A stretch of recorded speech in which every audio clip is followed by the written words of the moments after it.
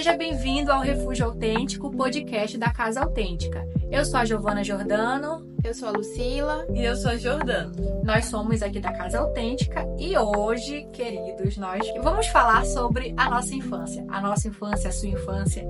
Será que essa infância que eu não tive, ou talvez eu tive, ainda me afeta? O que vocês acham? Eu já quero colocar aqui para as meninas falarem. Você acha que a infância que você teve, ou sei lá, as pessoas, afeta? Afeta, Jordana? Com certeza. Acho que a infância é a base, né, para nossa vida no hoje. Então, muitas das coisas que nós aprendemos, observamos, vão refletindo consciente ou inconscientemente na nossa rotina, nas nossas decisões, nas nossas relações. Na nossa forma de enxergar o mundo no hoje, como a Jordana falou. Então, com certeza, na minha visão, a nossa infância nos afeta. E você que está em casa, já parou para pensar se alguma das dificuldades que você tem hoje não tem uma raiz na infância que você teve? Pois é, vamos falar sobre isso e prepara, tem alguns dos nossos ouvintes que até usam papel e caneta nas nossas lives e tudo mais, porque eles anotam, tem coisas que fazem muito sentido e é terapêutico também pra gente. E por que isso acontece? Por que a nossa infância, ela não fica parada? É porque é uma fase onde principalmente a gente está aprendendo muito, a criança está muito aberta para aprender. E é interessante, isso a gente fala muito em educação positiva. Não tem como você dizer que o primeiro contato e onde vai ter mais influência vai ser na família. Então, a forma como você é criado, não tem como não dizer isso, vai influenciar. Não é claro, se eu tiver a família X, eu vou ser Y. Eu vou ser X, melhor dizendo. Não, mas a possibilidade de você carregar os padrões comportamentais da sua família é muito grande. E eu vou dar um exemplo. Imagina só aquela criança a boa brasileira, que tá ali com seus 1 ano, 2 anos, e quem serve a comida para ela, o prato? São os pais, né? A mãe, o cuidador ali vai servindo. O adulto, ele sabe o tamanho do estômago da criança? Não, gente, não sabe. Então, assim, a mãe, vamos dizer que ela vai ali colocar a quantidade de comida que ela acha que vai saciar a fome. Vamos supor que ela coloque mais. Aí a criança tá com o estômago cheio, e ela diz assim, ou diz assim, não quero mais comer. E aí, como é que aqui? Nossa cultura é qual? Não, tem que comer. Eu lembro que meu pai dizia bem assim, meu pai falava assim, lá na África, acho que ele falava sempre da África, incrível. Eu falei assim, porque na África as pessoas estão passando fome. E não sei quem tá passando fome, então tem que comer. A criança, o corpo dela disse o quê? Meu estômago tá cheio. Mas o cuidador de referência tá dizendo, não, você tem que comer mais. A gente desacostuma a ouvir o nosso corpo. E isso tem a ver totalmente com o adulto que futuramente tem dificuldade de impor limites. Vai aguentando mais do que suporta, né? Tipo assim, por exemplo, burnout. A pessoa, geralmente, ela vai desenvolver, vai chegar na estafa porque ela não disse vários nãos, entendeu? E aí, é um exemplo, né? Porque eu não sei da vida de todas as pessoas do mundo. Mas essa pessoa, ela aprendeu na infância a não olhar, a não observar o corpo, a não dizer não. Crianças que têm uma exigência de obediência cega, sabe? Porque muitos de nós não fomos criados para questionar as coisas. Tipo assim, será que faz sentido isso aqui que estão me propondo? Não, a gente tem que obedecer. E a criança boazinha é a que todo mundo gosta. Isso é tema até de outro podcast sobre a criança boazinha e obediente, porque tem aspectos, mas assim, só um exemplo pra gente entender como a nossa infância pode sim impactar na nossa vida adulta, principalmente aquilo que nós aprendemos com os nossos pais. E a criança, querendo ou não, ela aprende testando os limites, né? Então, muitas vezes, a forma que aquele adulto vai reagir ao meu erro, ao meu acerto, vai modelar, como diria na análise do comportamento, a minha forma também de me enxergar, a minha forma de agir, a minha forma de lidar com os meus erros, com os meus acertos. E sabe por quê? Isso é bem interessante também, porque a criança, ela tem os adultos de referência como os donos da verdade. Então, eu sempre falo assim para as mães, eu falo, olha, você tem um filho pequeno, se você disser que ele é feio, Gente, ele vai acreditar que ele é feio, é incrível isso. Uhum. Se você disser que seu filho, ele não presta, aí vem aquelas palavras que vão gerar crenças limitantes, também é tema de outro podcast, mas é incrível como a criança, ela, se tu falar, você pode voar, a criança vai acreditar que ela pode voar. Então, o poder do discurso materno, paterno, é uma questão, assim, muito interessante. E quando a gente pega casos de adultos, a gente sempre toca em afirmações, introjeções, como a gente chama, né, na Gestalt, que vem de palavra que mamãe disse, que papai disse, Que sabe? até hoje, assim, reflete. Por exemplo, uma amiga falar algo, tudo bem, tem um impacto, mas os seus pais, a sua mãe, falar algo, aquilo se torna uma verdade que fica na nossa consciência, assim, latejando. Quando a gente está diante da situação, fica assim, nossa, ela tinha me falado isso. Então, aquilo se torna uma verdade nua e crua, assim, diante da situação. O quanto o passado tem o poder de repercutir no nosso presente, né? E, portanto, se tornar presente. E é por isso que a gente faz terapia, né? Porque não basta a gente saber que o nosso problema nasce da infância. Tem muitas pessoas que sabem disso, mas não conseguem. E aí, o que eu faço com isso? Tem uma cliente que ela, toda vez que ela descobre algo assim, né, da vida dela, ela fala, e aí, o que eu faço com isso? Eu falei, calma, né, a gente vai te ajudar. Mas o primeiro passo é você conhecer o problema.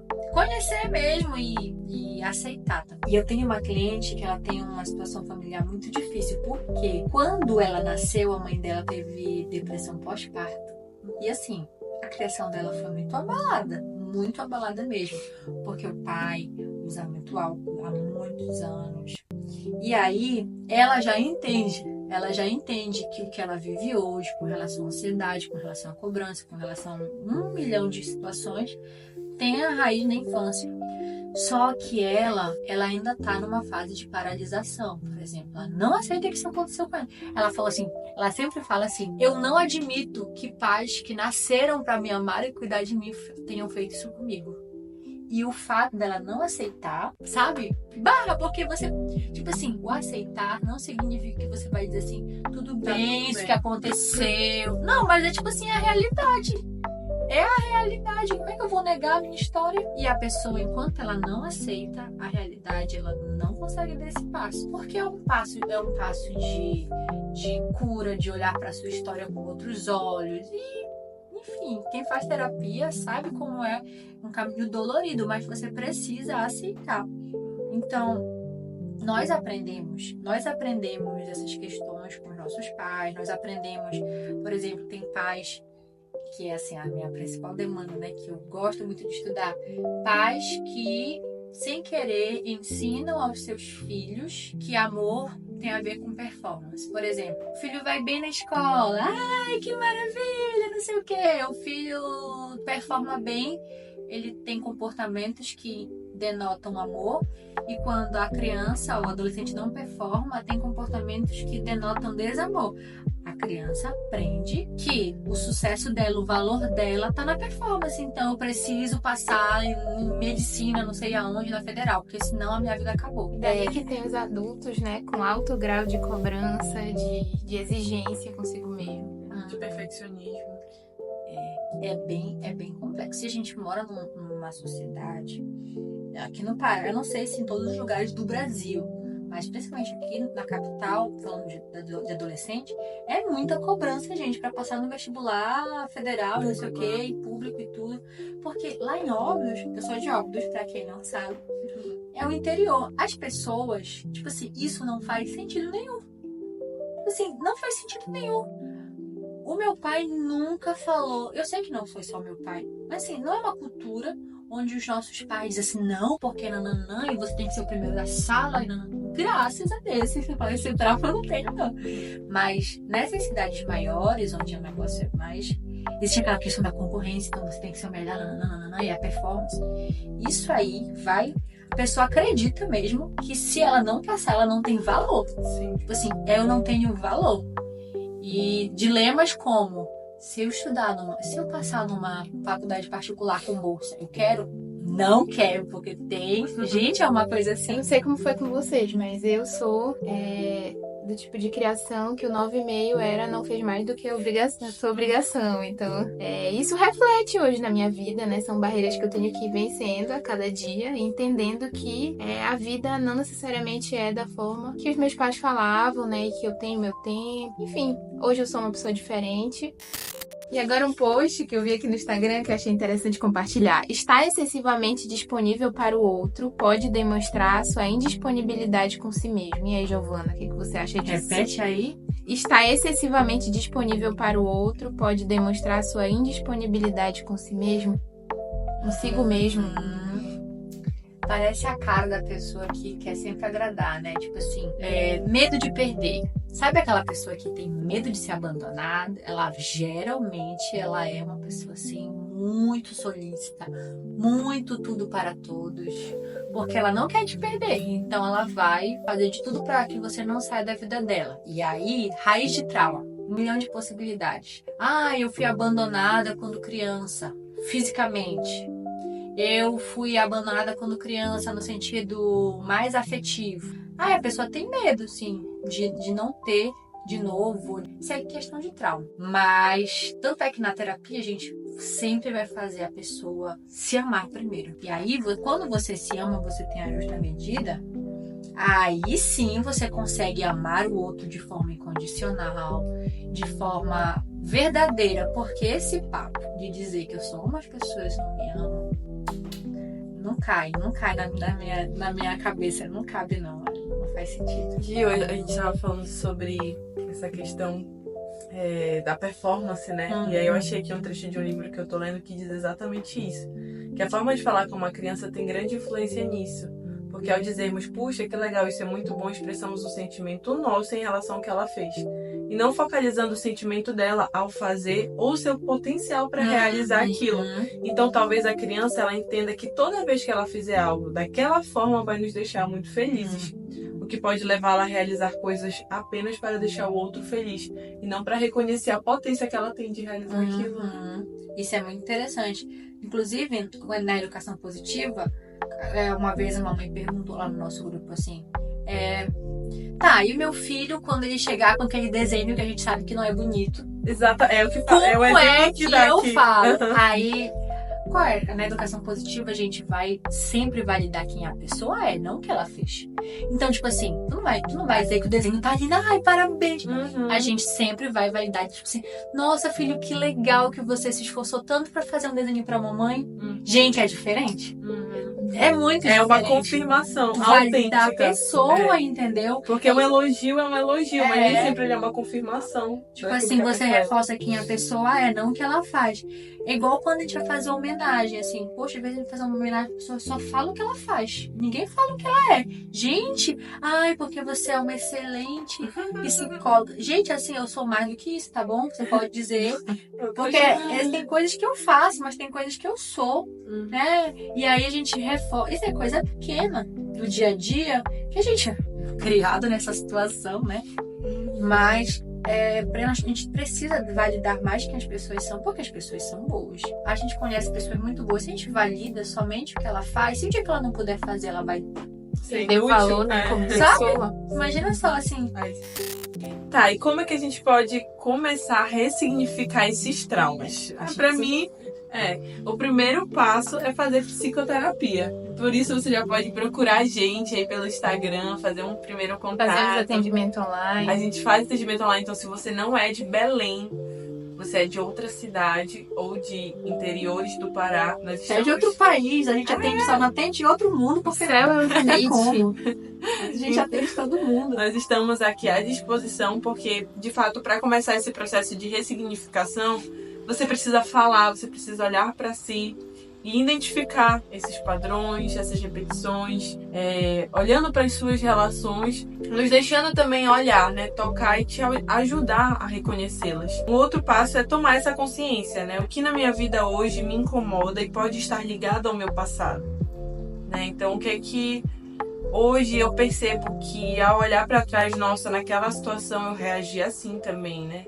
Então, essa consciência, essa tomada de consciência. Um outro passo poderia ser nomear e validar os seus sentimentos, né? Então, reconhecer que aquilo que gera dor é real, né? Não é frescura. Tipo assim, não é fraqueza. É até interessante isso, sabe por quê? Porque a gente aprende aqui na nossa região, principalmente, as pessoas nomeiam muito o que a gente sente. Tipo assim, eu tô chorando. Ai, não precisa chorar. Precisa, mas sou eu que tô sentindo. Não, assim, mas sim, mas sou eu que tô sentindo. Como é que não precisa? Aí a criança cai. Não doeu. Quem te falou que não doeu? Foi o teu joelho que tá ralado? Tipo assim, bora, tipo assim, tudo bem. Meu filho, tá bom. Mas que história é essa? Então, Acho que nós somos os especialistas da nossa própria história, né? Então, nada melhor do que eu pra falar aquilo que eu tô sentindo, né? Isso. Então, não é um sinal de fraqueza, mas de coragem. E eu acho que isso também nos torna mais autênticos, né? Mais quem de fato nós somos. Reconhecendo a nossa história, reconhecendo aquilo que vivemos, tomando posse, digamos assim, né? Da nossa história e ressignificando, né? Isso nos faz quem de fato nós somos, né? A nossa individualidade, a nossa subjetividade. Então, o quanto isso é essencial para o nosso caminho. Ignorar isso, anular isso, nos levará para um caminho de despersonalização. E nós podemos também construir novas referências, né? Acho que a terapia ajuda nesse processo também, né? De lembrar que nós não somos reféns do nosso passado, nós não estamos eternamente presos e reféns mesmo daquilo que a gente já viveu de ruim, de trauma. E a terapia nos ajuda, esse processo de autoconhecimento, de descoberta, a criar novas bases. A infância que foi uma base fundamental, né, para construir quem nós somos hoje, mas que nós podemos sim manter os nossos valores, aquilo que continua a fazer sentido para nós, mas construir novas bases, novas perspectivas e principalmente pensar naquilo que faz sentido para nós hoje. Então, recapitulando os nossos pontos do nosso episódio de hoje, primeiro passo é entender que sim, a nossa infância vai impactar na nossa vida adulta. Segundo, entender quais são os padrões familiares e repetições que até são inconscientes, a gente repete inconscientemente. Depois, tomando consciência, aceitando que isso aconteceu, aí vem, né? Muitas pessoas não conseguem fazer isso sem a terapia, então você vai precisar do auxílio de um profissional e trilhar um caminho de ressignificação dos seus traumas. Como a Lucila falou, construir novas referências. A sua vida, ela segue, a sua história é essa, mas a sua vida segue e você pode mudar. Então, quero deixar aqui essas perguntas reflexivas para vocês. Primeiro, você já identificou algum padrão na sua vida hoje que veio da infância? O que você fala assim, rapaz, aqui talvez venha do meu pai. Talvez isso aqui venha, sei lá, não somente dos pais, mas de coisas que aconteceram na escola. Outra reflexão. O que eu posso começar hoje a fazer de diferente? Porque, gente, não adianta chorar pelo leite derramado mesmo. Então, o que você pode fazer de diferente a partir de agora? Pensa nisso, se quiser, faz uma escrita terapêutica, escreve sobre isso. E, é claro, a gente vai continuar aqui. E se esse episódio fizer sentido para você, compartilha com alguém que precisa ouvir isso, nos siga para mais conversas e acompanhe os novos episódios que serão lançados toda quarta-feira.